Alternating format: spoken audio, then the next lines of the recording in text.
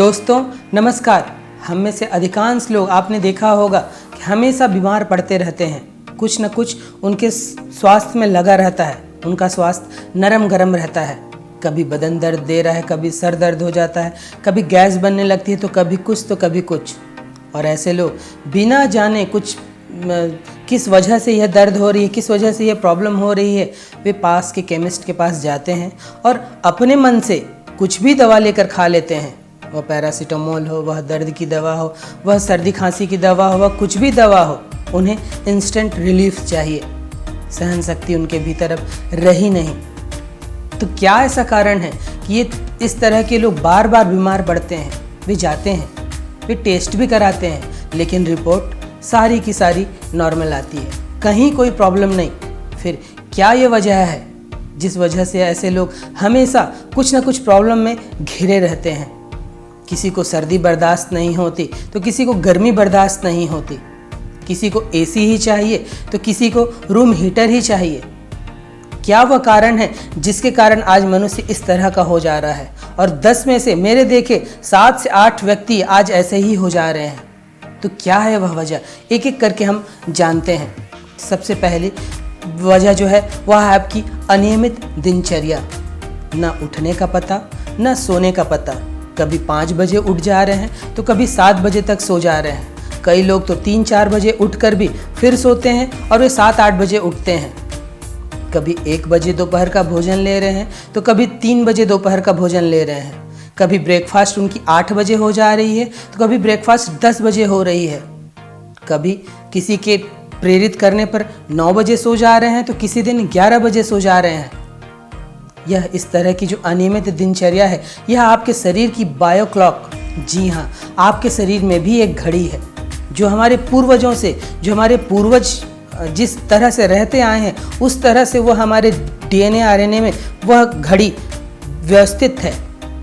और उस घड़ी के साथ जब आप खिलवाड़ करते हैं, सोने के समय में जब आप जागते हैं, देर रात जग कर कोई काम करते हैं, देर रात जग कर टेलीविज़न या इस तरह की चीज़ें देखते हैं, मोबाइल का झुंझुना पकड़े रहते हैं, तो इससे आपकी बायो क्लॉक बिगड़ती है। आपके बायो क्लॉक में है कि सूर्य डूबने के बाद आपको केवल और केवल आराम के बारे में सोचना है। लेकिन कई लोग तो सूर्य डूबने के बाद भोजन भी लेते हैं। तो जब भी आप इस तरह की अनियमित दिनचर्या लेंगे, आप अपने बायो क्लॉक को बिगाड़ते हैं, जिसका कारण होता है इस तरह की बीमारी का उत्पन्न होना। कोई बीमारी नहीं है, हाजमा दुरुस्त है, लेकिन फिर भी गैस बन जा रहा है। सब चीज़ ठीक है, बॉडी स्ट्रांग है, सब चीज़ है, ऑक्सीजन की मात्रा बहुत अच्छी है, लेकिन सर में दर्द हो जा रहा है, बॉडी पेन हो रही है, उसके लिए दवा ढूंढी जा रही है। यह सब लक्षण बता रहा है कि आप नियमित नहीं हैं, आप एक संगठित और नियमित व्यक्ति नहीं हैं, आप में संयम नहीं है, आप उथल पुथल से भरे हुए हैं। और यह इस तरह की बीमारी लक्षण है आपके जीवन शैली की। दूसरा कारण खरसेवर, जिसे हम अपने लोकल लैंग्वेज में कहते हैं। खरसेवर यानी आप एसी में बैठे हैं और अचानक आप एसी रूम से निकलकर बाहर गर्म में चले गए, जिसके कारण आपको सर्द गर्म लगना, या आप गर्म रूम हीटर लगाकर बैठे हैं और बाहर का टेम्परेचर कम है और आप वहाँ से उठकर चले गए। कभी आप 4 बजे सुबह नहा रहे हैं, कभी आप 7 बजे नहा रहे हैं, जिसके कारण सर्द गर्म लगना होता है। यह भी आपके शरीर में रोग लाता है जो किसी टेस्ट, किसी रिपोर्ट में नहीं आने वाली है। तीसरी चीज़ जो है आपके भीतर इस तरह के रोग उत्पन्न करती है, वह है आपकी इनएक्टिव लाइफ स्टाइल। आपके हाथ में बड़ी स्क्रीन वाली टीवी तो है, आपके रूम में वह शोभा दे रही है, आपके पास कई अच्छी मूवीज़ हैं, आप हॉलीवुड, बॉलीवुड और लॉलीवुड और साउथ की मूवी के फ़ैन हैं। आपको तो बड़ा शौक़ है इस तरह की मूवीज़ देखने का, और अपना 2 घंटा 3 घंटा घंटों घंटे आप उसके सामने बैठकर लेथार्जिक मोड में बैठे रहते हैं। इंसान बना है चलने के लिए, काम करने के लिए, लेकिन आपने अपने आप को एक ऐसा कीड़ा बना लिया है जो टेलीविज़न स्क्रीन, और अब तो टेलीविज़न की हालत, और जब आपके हाथ पर टेलीविज़न आ गई है मोबाइल के रूप में, फिर माशाअल्लाह नेटफ्लिक्स हैं, वेब सीरीज़ हैं, आपके कान पे बहुत अच्छे अच्छे हेडफोन आ गए हैं, और आप घंटों टेलीविज़न को देखते हुए या फिर मोबाइल को चलाते हुए अपना बिता रहे हैं। यह भी आपकी प्राण शक्ति को कम करती है। बड़े बड़े ज्ञानी लोगों का कहना है कि देखने मात्र से आप किस तरह की चीज़ें देख रहे हैं, आपकी एनर्जी का ह्रास होता है, आपकी एनर्जी लॉस होती है। आपको इसमें थोड़ा सचेत रहना होगा कि मैं बहुत ज़्यादा समय स्क्रीन पर ना बिताऊं। जब काम पड़े तो ज़रूर देख लीजिए, अच्छी चीज़ें देखनी है ज़रूर देख लीजिए, जानकारी की चीज़ें देखनी है देख लीजिए। बहुत उत्कृष्ट, मैं यहाँ पर बहुत उत्कृष्ट शब्द का उपयोग कर रहा हूँ। कोई साल में 2 साल में बहुत उत्कृष्ट कोई चलचित्र आई, आप देख सकते हैं। इस तरह का जब आप चीज़ देखते हैं, अच्छी चीज़ें, तो आपके भीतर अच्छी एनर्जी आती है। लेकिन जब आप गलत चीज़ें देखते हैं, क्रिमिनल चीज़ें देखते हैं, सस्पेंस वाली चीज़ें देखते हैं, हॉरर चीज़ें देखते हैं, एक्शन वाली चीज़ें देखते हैं, वो किसी तरह का एक्शन हो, यहाँ अपने लॉजिक्स मत दीजिए कि ये ऐसा सीखने को मिलेगा या वैसा सीखने को मिलेगा। किसी भी तरह की जब आप मार धाड़ वाली चीज़ें देखते हैं, वह किसी भी प्रकार का, वह कार्टून में ही क्यों ना हो, वह आपके और आपके बच्चों के भीतर गलत एनर्जी लाती है। इसका थोड़ा सा ध्यान रखिए। फिर अगली चीज़ जो आपको बीमार करती है, जो किसी टेस्ट रिपोर्ट में नहीं आती है, वह है एनर्जी। और यह बहुत गूढ़ बात है, यह शायद ही किसी लोगों को पता हो। आप किससे बात कर रहे हैं, किसके संपर्क में आते हैं, किसकी संगत में है, किसके साथ अपना ज़्यादा समय बिताते हैं, यह आपकी एनर्जी को खराब करता है। जिन्हें चक्रों का ज्ञान है, आपके शरीर में कई चक्र हैं। जब आप अश्लील साहित्य देखते हैं, एक्शन वाली चीज़ें देखते हैं, तो आपका जो प्रथम चक्र है, जिसे मूलाधार चक्र, और द्वितीय चक्र स्वाधिष्ठान चक्र, वह दूषित होता है, जिसके परिणाम स्वरूप आपके शरीर में जो प्राणवायु है वह बाधित होती है, उसका प्रवाह रुकता है, जिसके कारण आपको सर दर्द हो सकता है, बॉडी पेन हो सकती है, आलस्य आ सकता है। तो ये छोटी छोटी बातें हैं जिनका आपको ध्यान रखना है।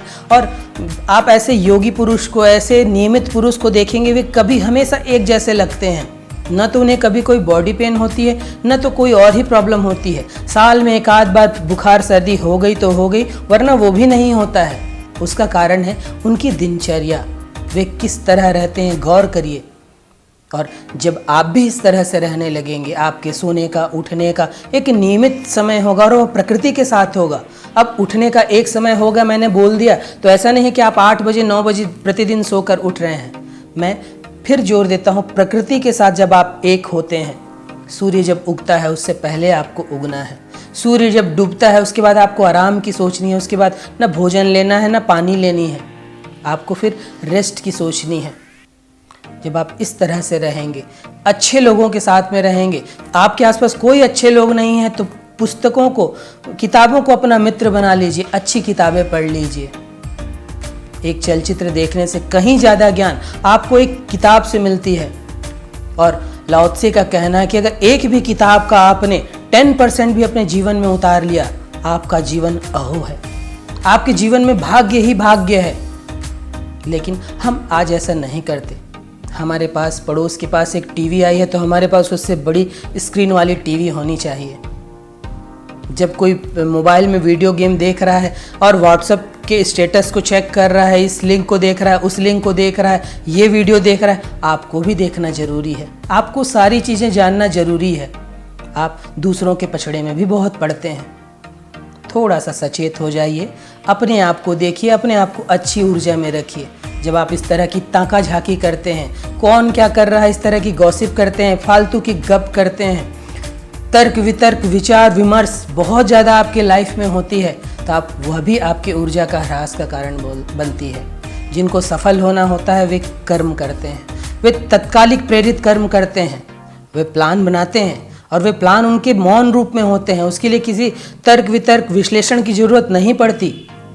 वे प्लान बनाते हैं, उसको एग्जीक्यूट करते हैं और असफल भी होते हैं तो वहाँ से सीखते हैं, फिर कैसे सफल होना है वहाँ आते हैं और धीरे धीरे सफल होते जाते हैं। तो यह छोटी छोटी बातें, आपको नियमित होना है। सोने, उठने, खाने, नहाने, सब चीज़ का एक नियमित समय रखना है।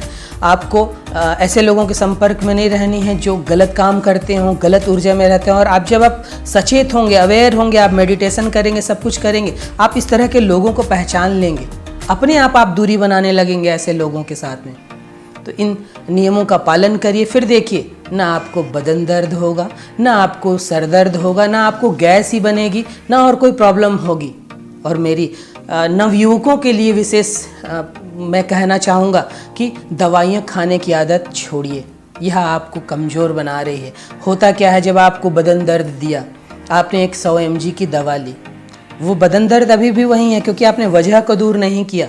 वह बदन दर्द अभी भी वही है, लेकिन जैसे ही आपने दवाई ली, आपकी दवाई जो दर्द था वहाँ के तंत्रिका तंत्र के जो संवेग जो ब्रेन तक पहुँचते हैं, इस दवा ने उसको क्या किया, सुन्न कर दिया। अब वह बदन दर्द का सिम्टम्स आपके ब्रेन तक नहीं पहुँच रहा है। आप अभी तो चलिए ठीक हो गए, अगली बार फिर जब आपने अपने आप को अनियमित रखा, फिर आपको वह दर्द उठेगा। अब 100 mg की दवा धीरे धीरे साल 1 साल बाद काम नहीं करेगी। अब आपको 200 mg की चाहिए, फिर 500 mg की, फिर 650 mg की। मुझे अच्छे से याद है, जब लोगों को पहले बुखार होता था 10-15 साल पहले 100-150 mg की दवा से हो जाता था। आज हालत 650 mg की दवा पहुंच गई है। नवयुवकों, नए युवाओं, आप सचेत हो जाओ, अपने आप को फिट रखो। आप में शक्ति है, आप में ऊर्जा है। मैं बड़े बुजुर्गों से भी कहूँगा कि दवाइयों का उपयोग अंतिम विकल्प के तौर पर रखिए। वजह तो जानिए कि मुझे यह समस्या क्यों उत्पन्न हुई है। लक्षण को दबाने की कोशिश मत करिए, वजह को जानिए, वजह को जानकर उस वजह को दूर करिए। नियमित रहिए, प्रकृति के साथ रहिए, अच्छी ऊर्जा में अपने आप को रखिए। फिर देखिए, आपको दवा खाने की ज़रूरत नहीं पड़ेगी।